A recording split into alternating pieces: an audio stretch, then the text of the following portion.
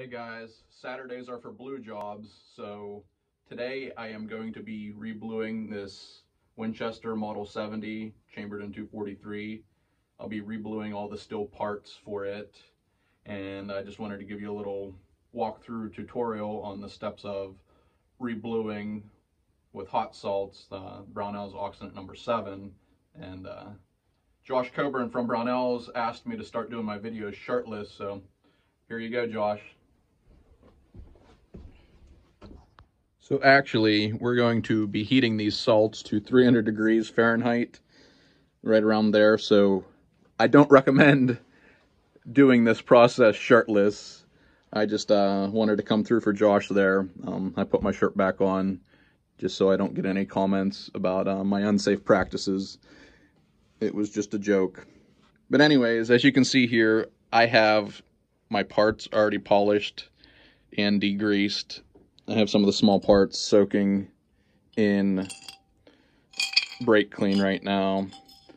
I'll wipe those off, and I'll probably clean these parts off again real quick with some brake clean.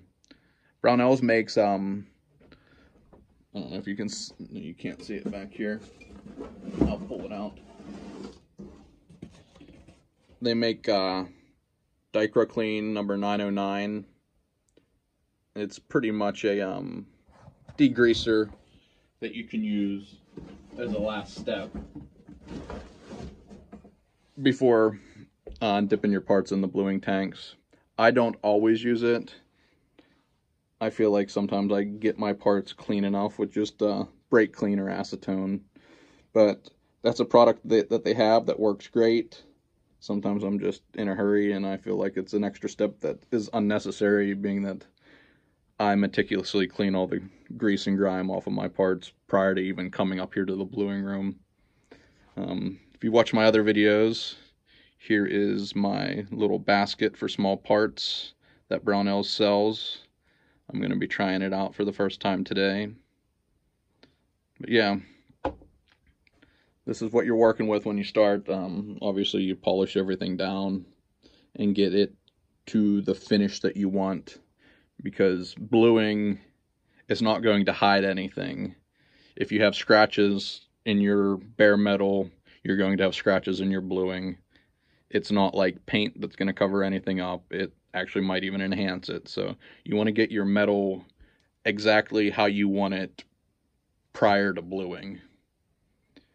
And from here, I'm going to go over to the tanks and show you a little bit of my setup to prepare for this. It actually takes longer to prepare than it actually takes to blue. I leave my parts submerged in the salts for 25-30 minutes max. So the actual process doesn't take long. It's just everything leading up until that point that takes some time. Alright, so my setup here is a little old school. It was my grandfather's. It's actually in the granary in our barn. So excuse the mess and all the old rusty instruments in here, but it works. My setup has a 5 tank setup. The tank in front of you here is my hot water tank. I like to use distilled water in these. Ran into issues in the back using spring water or tap water. When you do the cold water bath after you pull them out of the bluing solution, you can sometimes get a red film over your parts. It's not a big deal. It comes off with fine steel wool, but I found if you use distilled water that doesn't have any minerals or any contaminants like that in there, that you get a much better bluing job without any extra work. So usually put about 2 gallons of water in this tank. This is my hot water tank. We'll be heating this to a boil.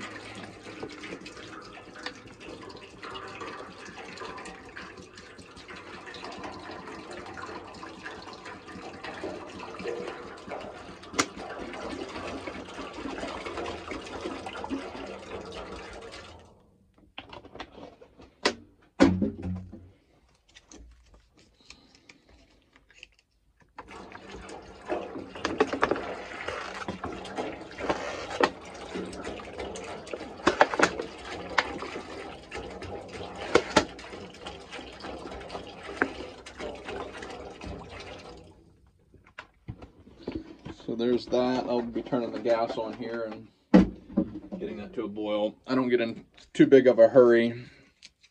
It heats up pretty quick.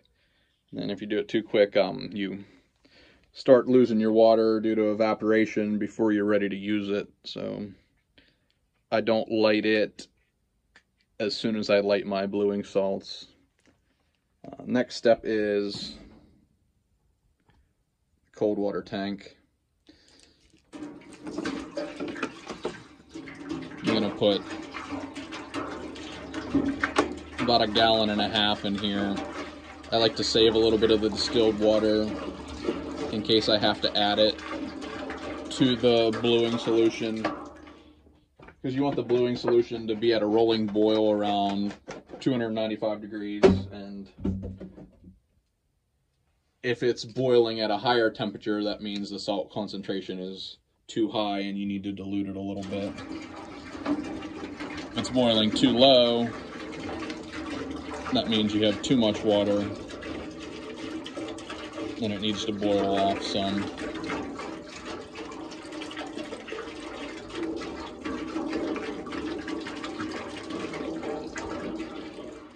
So that's good for now for that. If I have to add some more water to it, I will. But I normally only pick up 4 gallons of water to do bluing, and I hate to run out. And then this tank behind here, this is your water displacement tank. It is going to be the last tank that we use.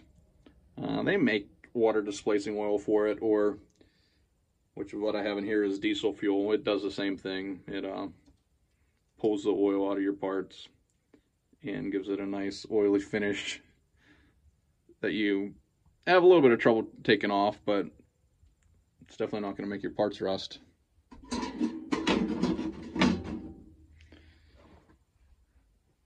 Again, hot water tank. The way this works is after you put it into the bluing salts, you dip it in the cold water tank, get the salts rinsed off, and then you boil it in the hot water to remove any residual salts that's stuck in the cracks and crevices. And over here is my bluing salts. Just going to cover the back tank. The back tank is the Dichro clean tank that you're able to heat for a last step degreaser before you start all this, but I'm not going to get into that because I don't use it on a regular basis. Then here's your salts. As you can see, they're not very pretty looking. They're literally salt, and they like to creep up the sides when they're not in use. You'll see when you boil this, a lot of this stuff melts down, and then you get a nice brownish solution right now. It changes over time, but you get multiple blue jobs out of a batch of salts. So we're going to get these heated up, and I'll come back when I'm about to a rolling boil and ready to start dipping parts. Alright, so now we're inching closer to blue time. The salts are all dissolved. It's a nice liquid. If you notice that little bit of foam on top, I'm hoping that goes away once the rolling boil starts. If not, I kind of take this tool and brush it out of the way for when I submerge my parts, because I found, like, if I dip my parts through this, sometimes I get an odd film on it that, again, more than likely would come off with some fine steel wool and some oil, but I try to prevent that. You can see here, I assume Brownells still makes these. This is probably an ancient one back from my grandfather or a gun shop that he bought out over the years, but this is a gunsmith thermometer made for Brownells. Then it actually has on it the operating temperature, which is 295 degrees, and as you can see, we're inching closer and it's starting to boil. So I'm going to pause this video and come back once I submerge these parts.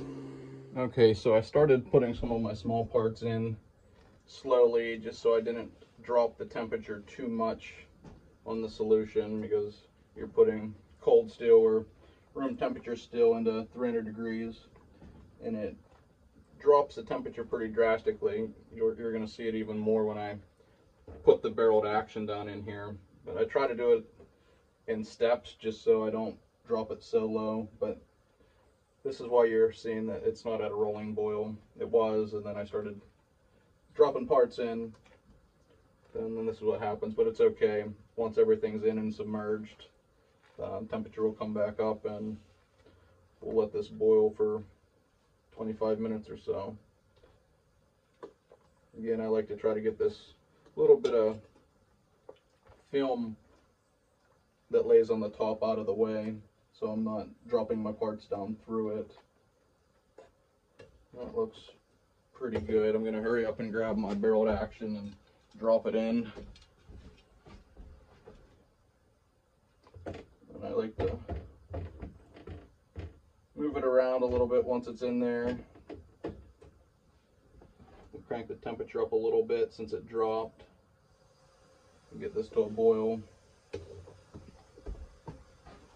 I did that without my gloves, which is a pretty big no-no, so just an FYI, if you're just first getting into this, wear the proper gear. I have these heat gloves that I cover with rubber gloves, just in case I gotta dip my hands down in the solution at 300 degrees, but here we go. As you can see, it's starting to boil again. Throughout the whole process, I like to take this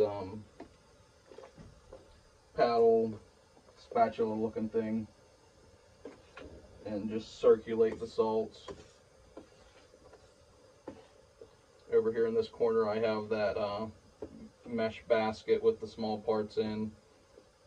Kind of have it rigged up with a couple pair of hemostats, just so I don't have to reach down in for it. And just shake it around some. I got some of the other small parts that had holes in wired up.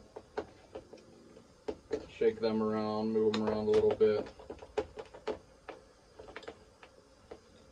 And just bend the wire back down over the side so I have something I can grab. Then over here, I had already put in the bolt with the bolt shroud attached. If there's parts that you can screw back in and still get them covered, as far as bluing coverage goes, do it. It makes less stuff you have to keep track of in the bluing solution. Like the action screws, I screw back into the barreled action. And as you can see, it's already starting to get black. But now that we're in here, we're going to set the timer for 25 minutes. And then we'll be back, guys.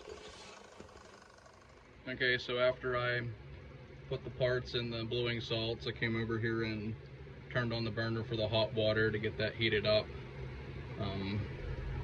Coming towards the end of some of those parts that I put in first before I started videoing with the barreled action, so they're ready to come out of the bluing salts, and I'm going to show you what goes on next.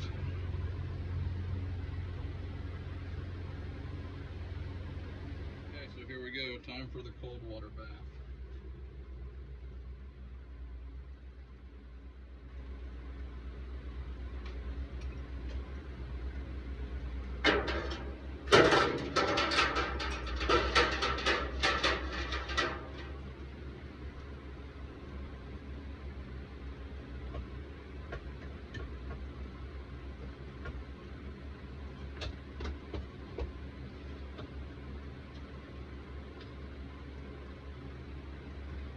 The bolt,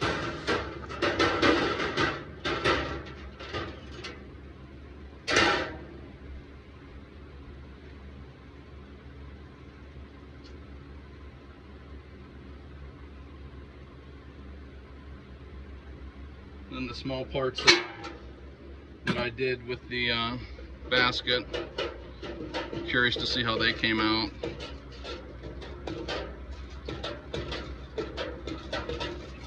Holds a lot of bluing salts, I see. You can see it's getting the water pretty dirty, but that's okay because we'll be boiling it in fresh water here shortly. I'm gonna pause this one more time until I get this barreled action out and get it rinsed too. Alright, so we're gonna dip the barreled action in the cold water here, then we'll move over to the hot water tank.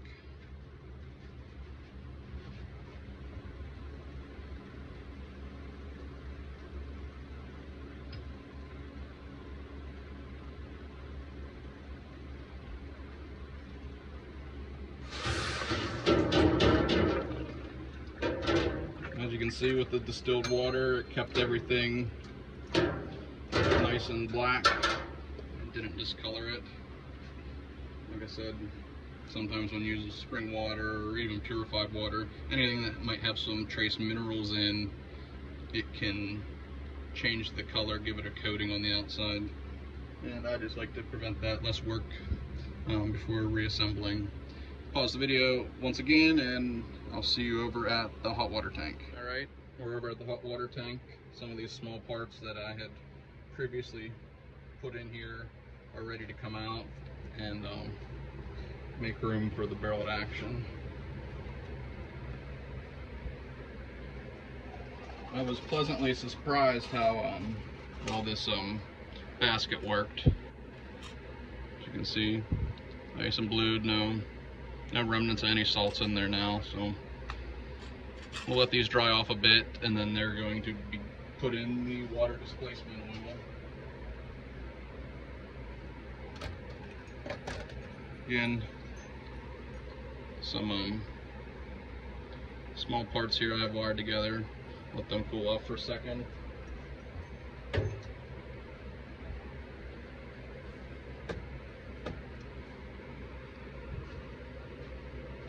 The bolt, nice and black. What I'll probably do here is mask off the lugs and then the bolt handle down there, and then polish the center back to a chrome, and then probably jewel the bolt.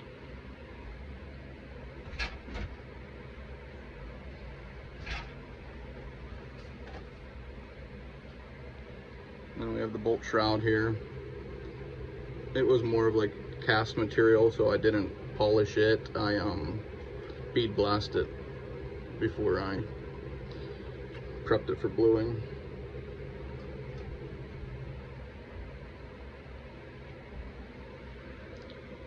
Alright, now we're ready to dip the barreled action in there.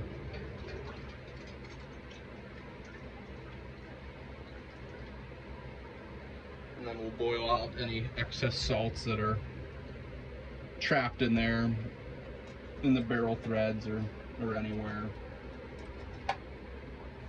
Because if you don't, and you don't get all the salts out, it can cause bleed out, and the corrosion that you saw in the hot bluing tank when it was cold, like the salts growing up over the tank, essentially that can happen on your rifle if you don't get everything completely out of it. I believe Brownells makes some bleed out stuff for that to neutralize those salts. I don't currently have any because I don't seem to have much of a problem with it. I get stuff clean pretty good, but I can also put a link to that product in the description as well, on top of everything else that I've used today. So we're gonna let this boil for a while, and like I said earlier, next step is the water displacing oil. Alright guys, I already have some of the small parts in the water displacing oil. We're gonna drop the barreled action in now.